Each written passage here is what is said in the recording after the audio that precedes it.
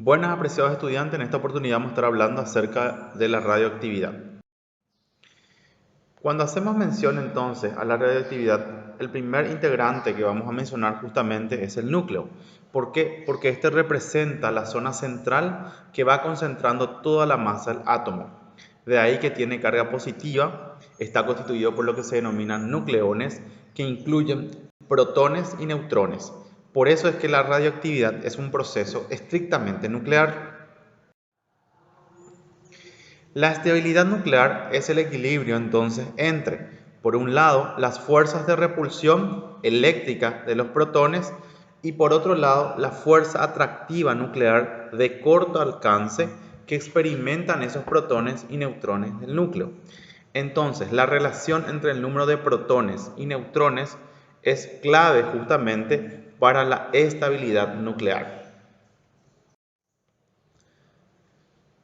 Los núcleos a partir de un cierto tamaño, que están constituidos por un número de protones y neutrones, comienzan a ser inestables. ¿Por qué? Porque justamente las fuerzas de repulsión eléctricas son demasiado intensas. Entonces, para intentar estabilizarse, implican varios factores. Por un lado, la producción de emisiones de partículas y por otro lado, que esas emisiones justamente sean lo que se denomina radioactividad. Existen tres tipos de emisiones. Pueden ser una radiación alfa, la radiación beta o la radiación gamma. Particularmente entonces la radioactividad, ¿qué es? Es la propiedad de desintegración, ¿verdad? O producción de radiación de ciertos elementos químicos cuyos núcleos atómicos son inestables. Dentro de la estructura de la radioactividad vamos a encontrar los isótopos, los isóbaros y los isótonos. Cuando hablamos de isótopos justamente estamos hablando que son átomos de un mismo elemento, ¿no es cierto?, que presentan igual número atómico pero distinto número másico. Sin embargo, los isóbaros son átomos de elementos diferentes que presentan igual número másico pero distinto número atómico. Y los isótonos son átomos de elementos diferentes que presentan igual número de neutrones pero distinto número atómico y másico. Los isótopos radiactivos entonces son los que tienen un exceso de neutrones o protones en el núcleo y que crea un desequilibrio energético y por ende origina una redistribución de las partículas en busca de la relación protón-neutrón que traiga esa estabilidad. Aquí tenemos el ejemplo entonces del hidrógeno, que también puede transformarse en deuterio, y que otra posibilidad podría ser el tritio, cuando estamos hablando entonces de isótopos radiactivos, ¿no es cierto? Cuando hablamos de los conceptos en radioactividad, existe uno que se llama desintegración, que es justamente el proceso que sufre el átomo al emitir la radiación, lo que transforma profundamente la estructura siempre a un ritmo característico para cada isótopo. Y la fuente radioactiva sería entonces cierta masa o un cierto número de átomos de un isótopo radioactivo.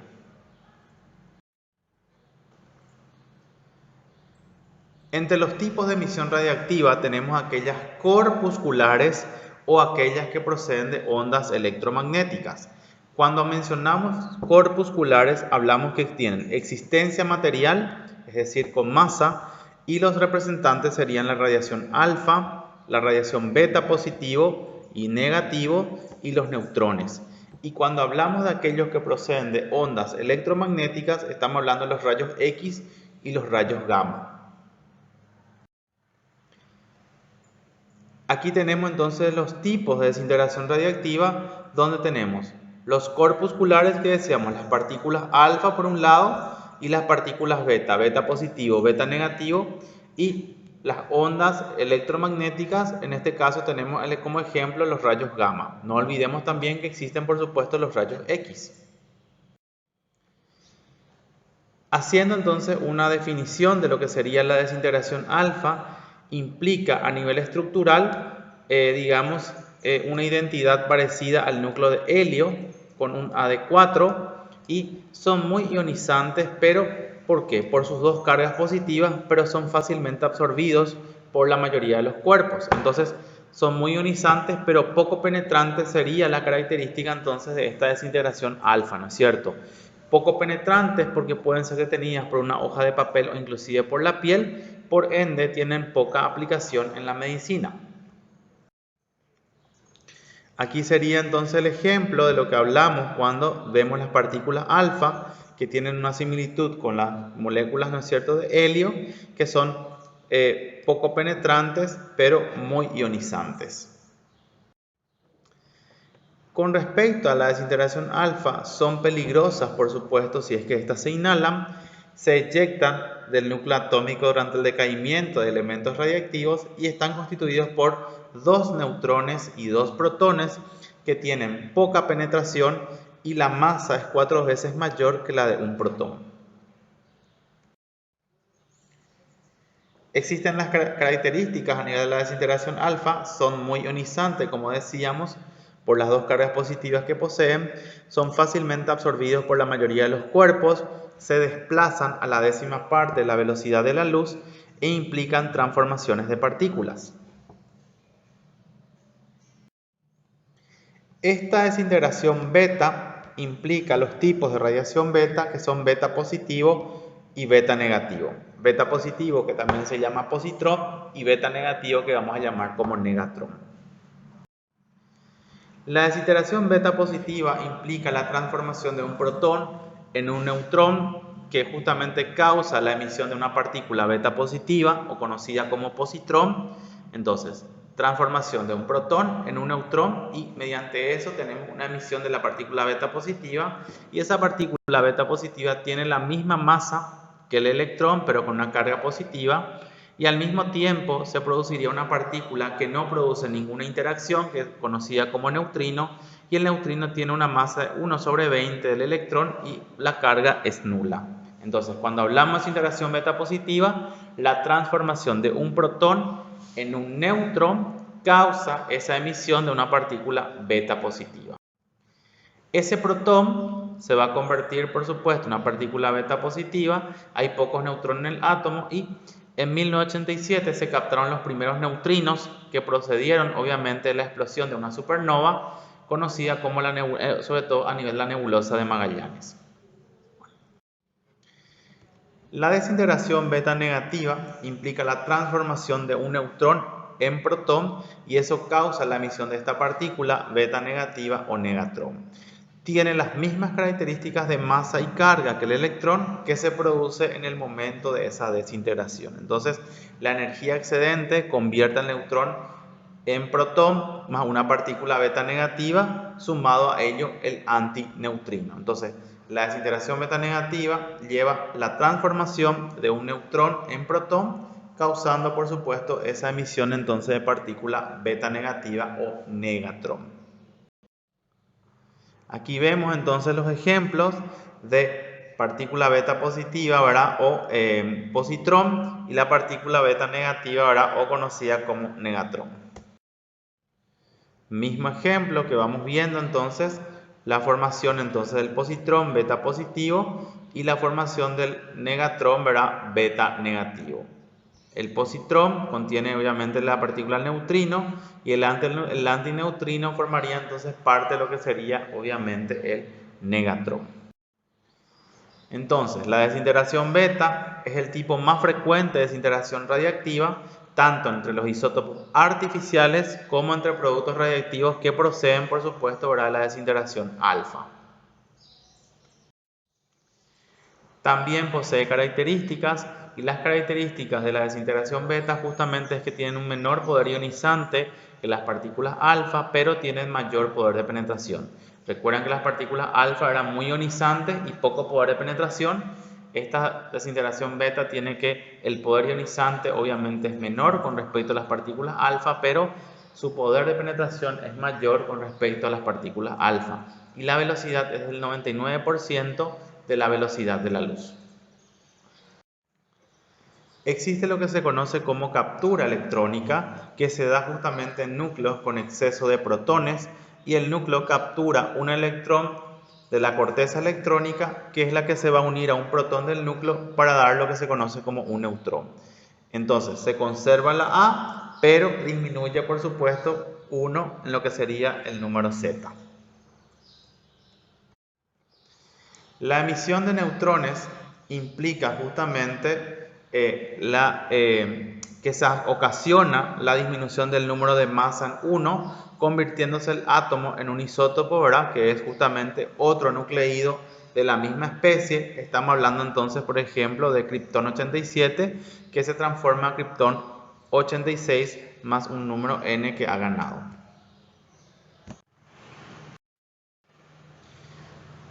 La emisión de rayos gamma implica que en este tipo de radiación el núcleo no pierde la identidad, sin embargo el núcleo se desprende de la energía que le sobra para pasar a otro estado de energía mucho más baja, ¿no es cierto?, donde emite obviamente fotones muy energéticos, y esos rayos gamma son una radiación electromagnética, así como los rayos X, que implicaría dentro de la clasificación de ondas electromagnéticas, ¿no es cierto?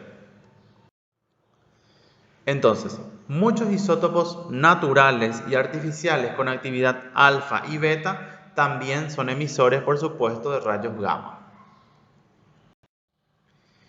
Dentro de las características de los rayos gamma tenemos que tienen también un poder de penetración muy grande, tienen escaso poder ionizante ya que carecen de carga eléctrica y se desplazan a la velocidad de la luz.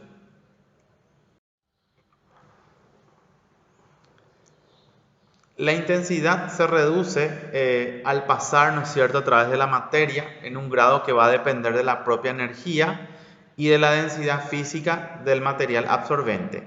Entonces los rayos gamma no son detenidos como las partículas alfa o beta, ni existen materiales opacos a ellos. Esto sería también parte de la característica, ¿no es cierto?, de esta emisión de rayos gamma.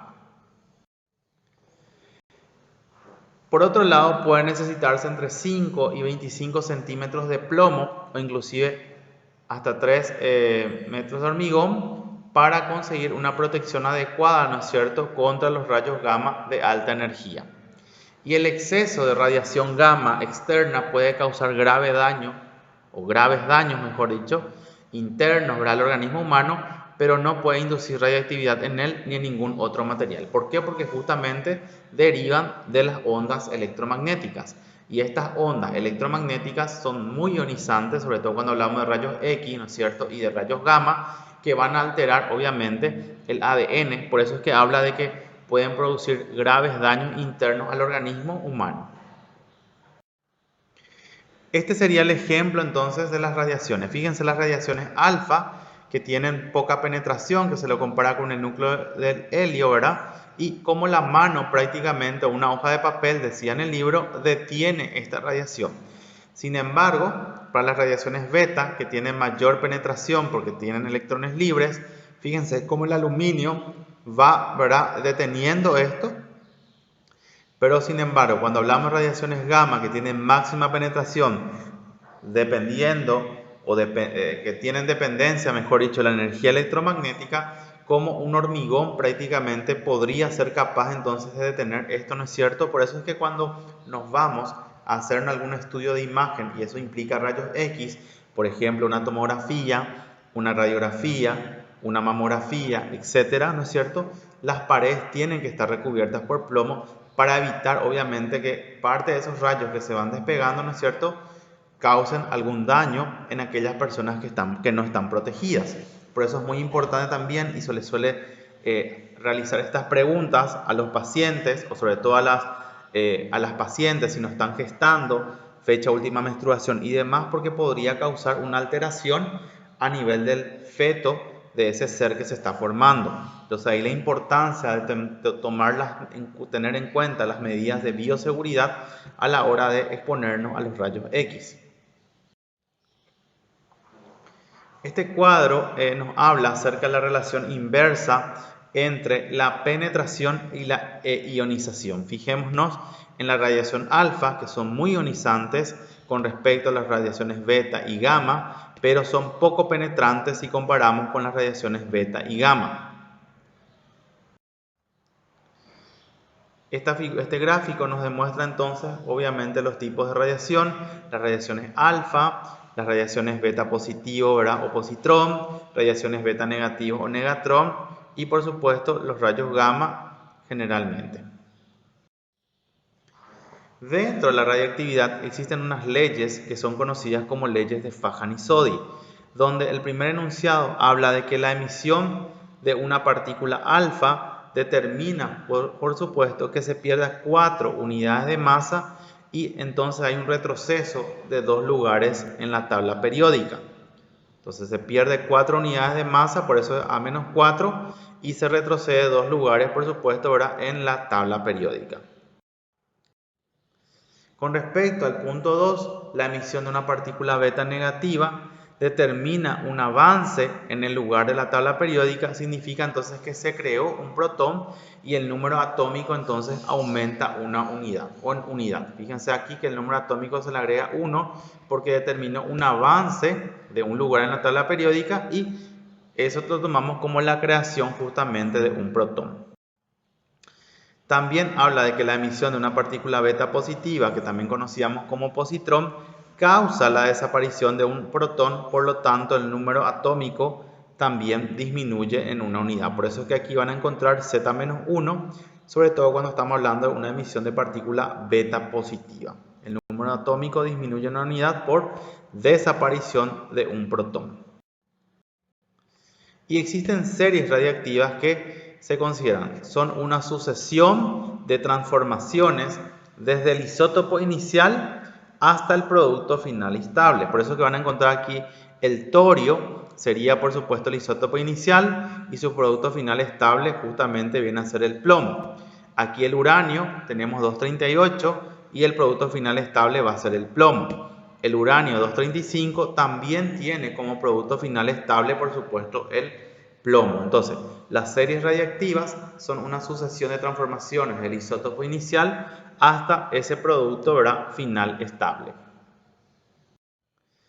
Continuando con las leyes de Fajani-Soddy, el punto 3, la emisión gamma no afecta ni el número atómico ni el peso atómico. Sin embargo, la masa y el número atómico no cambian. Esto es muy importante. Lo que ocurre es un reajuste de esos niveles de energía que son ocupados por estos variones.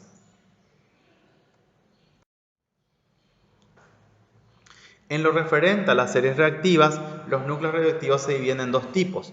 Pueden ser núcleos inestables de manera natural o núcleos inestables producidos en los laboratorios y reactores nucleares.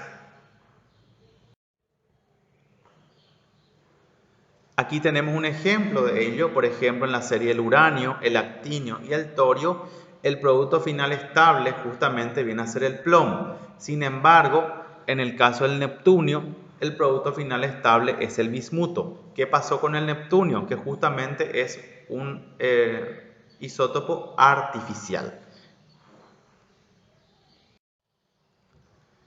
Dentro de la radiactividad existen formas justamente de medir esa actividad radiactiva. ¿Y qué entendemos por actividad? Justamente mide de forma directa el número de desintegraciones nucleares por segundo. Eso es lo que nos mide entonces la actividad. De forma directa el número, ¿verdad?, de desintegraciones nucleares por segundo. También tienen unidad de medida. Y la unidad estándar internacional justamente es el becquerel, que equivale a una desintegración por segundo. ¿Por qué? Porque la actividad implica el número de desintegraciones nucleares por segundo. Pero sin embargo, también hay otra unidad de medida que es el Curie, que implica la actividad de una cantidad de radioelemento que se desintegra en 3.7 por 10 a la 10, ¿verdad?, por segundo, es decir, la actividad de 1 gramo de radio. Y generalmente nos mide una actividad específica que sería, por ejemplo, Curie por gramo. Pero no olvidar que la unidad estándar internacional es el becquerel. Existe lo que se conoce como periodo de semidesintegración, que es justamente el tiempo que debe transcurrir para que el número de átomos enteros de un elemento radiactivo se reduzca justamente a la mitad.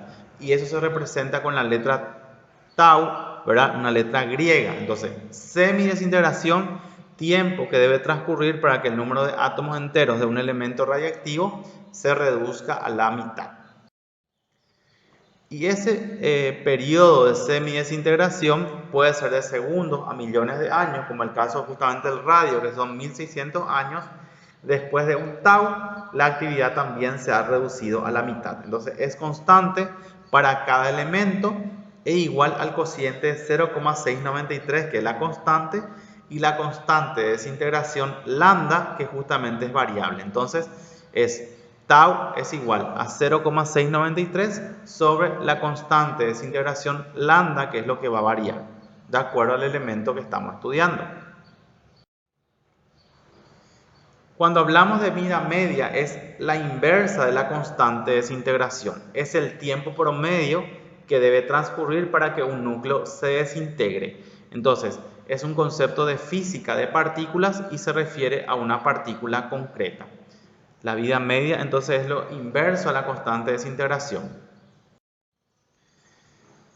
Dentro de lo que es la radiactividad existen detectores de radiación, que es lo que justamente se utilizan en los centros donde se manejan métodos auxiliares de diagnóstico. En este caso, por ejemplo, centros que trabajan con rayos X, ya sea para diagnóstico o para tratamiento.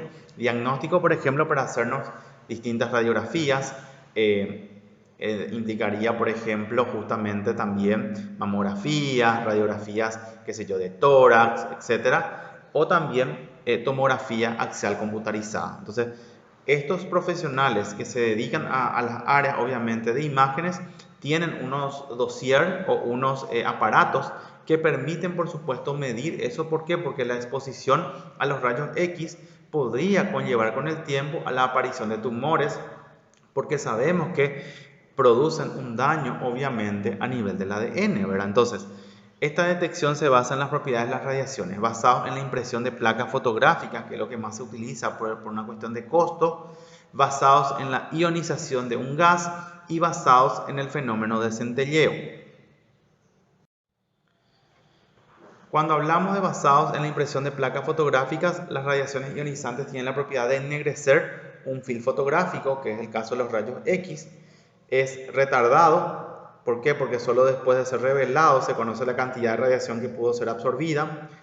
Generalmente constituyen el ejemplo los film monitores o los dosímetros fotográficos. Es el más utilizado en nuestro país justamente por una cuestión de costo, ¿no es cierto? Y se cambian una vez al mes para conocer el grado de exposición. Pero ¿qué pasa? Cada centro que ofrece justamente o cuenta con esta posibilidad de métodos diagnósticos en imágenes, cuenta con esos dossiers, y el profesional a veces no trabaja en un solo centro. Entonces trabaja en varios centros y cada centro tiene que tener su placa fotográfica, y con el correr del tiempo que acontece es que ocurre un efecto de suma. Tal vez el tiempo de exposición que yo esté en ese centro no llega todavía al límite, digamos, de toxicidad o al límite de repercusión a nivel del órgano en sí, pero a lo mejor con un efecto de suma, estoy en un centro A, en un centro B y en un centro C, sumo toda la cantidad de exposición en que estoy en los centros, capaz que ahí llegue. Por eso que muchas veces estos colegas que trabajan en las áreas, o los técnicos o los auxiliares, generalmente se hacen sus chequeos anuales, ¿verdad?, en búsqueda de ciertos tipos de tumores o de cánceres, así como también tienen vacaciones 2 veces al año por la exposición que implica, obviamente, esto. Esto sería el ejemplo entonces de los dosímetros fotográficos, que es lo que más se utiliza, como le digo, por cuestión de practicidad más que nada. El siguiente es el basado en la ionización de un gas. Son métodos cuantitativos que establecen la radiactividad de una sustancia, que están el contador, por ejemplo, J.J. Müller, y la cámara de Wilson. Cuando hablamos del contador J.J. Müller, es un cilindro metálico justamente que contiene el filamento de tungsteno, un gas ionizable como por ejemplo el argón, y 2 electrodos con una diferencia de potencial, por supuesto, ¿verdad?, donde en condiciones de reposo no pasa corriente por el sistema, ya que el gas no es conductor, por supuesto, ¿verdad? Y la entrada de una radiación que hace ionizar el gas, y el sistema detecta entonces el pasaje de corriente. Generalmente es la de elección para rayos beta. Entonces, el contador Geiger-Müller es un cilindro metálico que tiene filamento de tungsteno, implica un gas ionizable como el caso del argón, y 2 electrodos que tengan necesariamente diferencia potencial. Entonces, en reposo no pasa corriente por el sistema porque justamente el gas no es el conductor y esa entrada de la radiación ioniza el gas. Esto sería entonces el ejemplo del modelo de campana de Geiger-Müller. Habíamos hablado que tenemos que tener una diferencia de potencial primeramente, el argón, que es el gas que tiene que ser ionizado, y el filamento de tungsteno, ¿no es cierto? Y se aplica obviamente para detectar radiación, sobre todo radiaciones beta o rayos beta. Hablando nuevamente, el contador Geiger-Müller tiene un tubo con paredes gruesas aislantes, donde son dos electrodos delgados, generalmente de wolframio. Tiene un hilo conductor que está hacia el ánodo, en el eje del cilindro está el cátodo y tiene que haber una diferencia de potencial como dijimos. Esa ventana que hace permitir el paso de radiación, tenemos el caso del gas noble, como el caso del argón, por ejemplo, el etanol al 10%, el argón al 90%, y existe una aceleración de iones, que es lo que va a permitir la radiación. Se ioniza el gas y produce lo que se conoce como una avalancha de electrones. Entonces, hay una tensión entre electrodos grandes, que hay una descarga, que lo hacen en voltaje, ¿no es cierto? 1 voltio aproximadamente, y eso se calibra para que tenga un óptimo funcionamiento. Entonces, se hace el conteo, por supuesto, y permite entonces saber a cuánto está expuesto entonces la persona, ¿verdad?, en ámbito de radiación. Es muy sensible también y manejable, por supuesto. Esto sería otro ya, digamos, un poco más antiguo, ¿no es cierto?, que es lo que decidimos la serie en Netflix Chernobyl, que es más o menos parecido a lo que estaban utilizando para detectar justamente la radiación. Y por otro lado tengo lo que sería la cámara de niebla de Wilson, que justamente esta cámara de Wilson es un dispositivo utilizado para detectar también partículas de ¿qué? De radiación ionizante.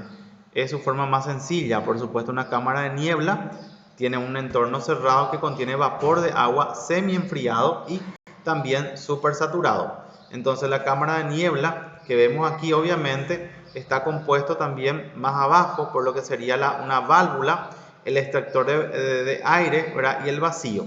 Entonces que también permite detectar justamente la exposición a las partículas de radiación ionizante. Aquí tenemos entonces un ejemplo, ¿verdad?, de lo que sería la representación de la cámara de Wilson. Entonces, los rayos al atravesar la cámara de niebla, ¿qué hacen? Incrementar la condensación dejando un rastro como la estela de un avión. Entonces lo que va impactando es lo que va permitiendo obviamente generar después el grado de exposición de esa radiación ionizante. El otro aspecto es basado en el fenómeno de centelleo, que justamente se utiliza la propiedad luminiscente de ciertos materiales de emitir obviamente radiación ultravioleta luego de absorber energía. Estos son captados por transductores o por tubos fotomultiplicadores y son convertidas finalmente en señales eléctricas. Entonces, generalmente el centelleador más utilizado es lo que se conoce como yoduro de sodio, que justamente es activado con talio.